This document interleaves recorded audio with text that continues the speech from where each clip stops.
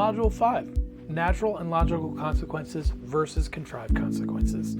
Our objective here is to teach you, the parents, how to use consequences effectively without damaging your relationships.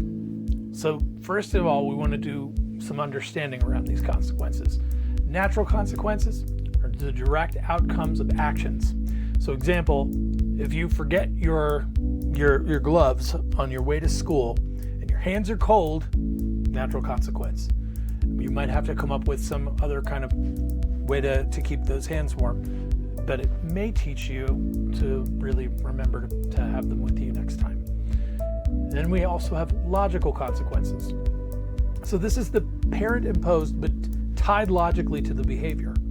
So the example might be to lose a privilege after breaking one of the expectations, such as being late home after curfew.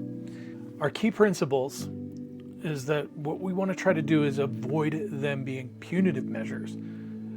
So we're continuing to focus those teachable moments, and we're being consistent, and we're being fair.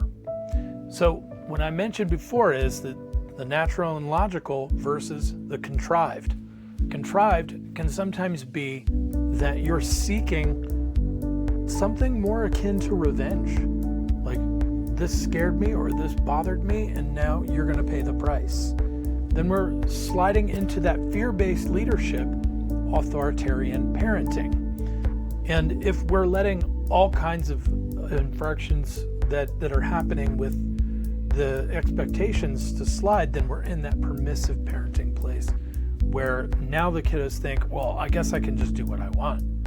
And then when we do eventually say no to them, they're confused because now there's actually a barrier. So what we want to try to do is make sure that they know what the consequences are, that you're clear on what a natural consequence is going to be. I'll give you another example. If I don't show up to work, do I keep my job? Natural consequence. Do you need to consequence them further when they come home from having lost a job? You didn't have anything to do with that job. That's something that they were working on their own. And I mentioned before, we don't want to stack consequences. So what we're talking about when we stack consequences is, if there's already a natural consequence and we throw another contrived consequence on top, we may instill that case of the F-its that I mentioned before, where a kid throws in the towel and starts to burn the whole thing down. What we want to try to do is process with them what the natural consequence was, which in and of itself can be a kind of a consequence, because now they're spending time being accountable and working on owning what happened that led to this natural consequence in the first place. All of this is a teachable moment.